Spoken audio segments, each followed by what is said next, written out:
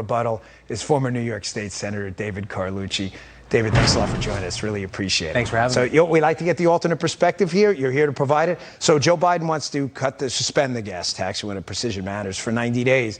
I'm glad he's a tax cutter. My proposal is we do it for 120 days, we double it, and we make the Trump tax cuts permanent now that the Democrats want to cut taxes. I think it's a great idea by Joe Biden. So your thoughts? Yeah, I agree. I think it is a great idea. And the fact that he's doing it just for the summer months shows that this is not a gimmick, because if it were, it would go past the midterm elections. But President Biden is telling it like it is. Hey, inflation is tough. We see Milton Friedman. It's true. There are few tools that the president has to fight inflation, and this is one of them. Pass it along to the consumer, that 18.4-cent gasoline tax per gallon. So tax cuts work. Tax cuts work when appropriate. I mean, this one. But why not double them then? Well, this one, he's dedicating funding to make sure that the dedicated highway trust fund is not going bankrupt, right? It's going to cost about $10 billion. Why do tax cuts work in this way? Well, on this one, because it's going directly to families that need it during those summer months. So what about an income tax cut where they can go right to them too? Income tax could work, yeah, particularly for our lowest income Oh residents. my gosh, there's no rebuttal. We agree. Income tax cuts. This is great. This is the worst rebuttal ever, but in a good way. I'm proud. All right, let me just get. Well, I think President Biden would agree that tax cuts work.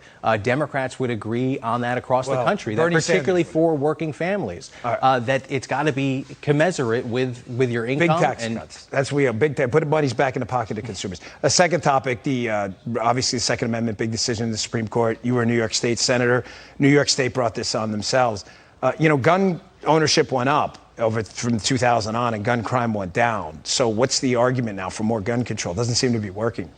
Well, we don't have to look far, see what happened in Buffalo, so see what happened in Uvalde, Texas.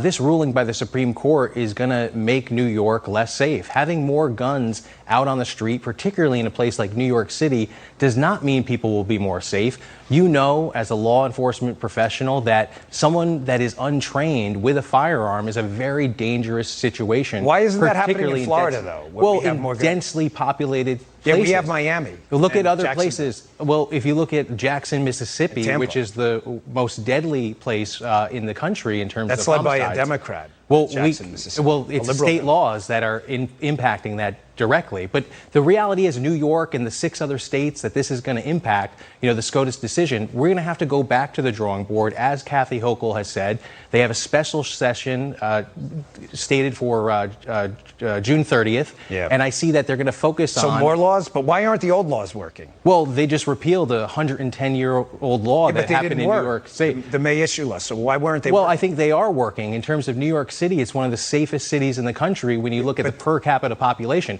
If we allow people to go out there with guns, it's across the country, crime rate is up. Yeah, but not as much as the liberal cities with the gun laws. I would disagree with that, because the top 10 deadliest cities are all led by Democrats, every one of them. Well, a lot of them, and we can look at the states that that the regime is running. It's run by Republicans in many cases. Yeah, but that's kind of weird, because you have these cities run by liberal Democrats, and all 10 of them are liberal Democrats. Well, many times to have the most important gun control measures, you need the state legislature to act. Yes, it's a partnership between the city and state. You have state laws in New York, and they're not working in New York, even in New York City. I would disagree with that. I think when we passed the SAFE Act in New York, that made New York safer.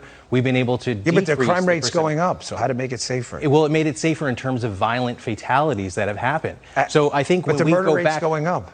Well, it's going up across the country again. It's this direction. But the question is, do more guns make us safe? And I would say no. Well, I think most people are in the middle, right? Most Americans are in the middle on the Second Amendment. Well, I got to run. I'm sorry. But David, honestly, you're a gentleman.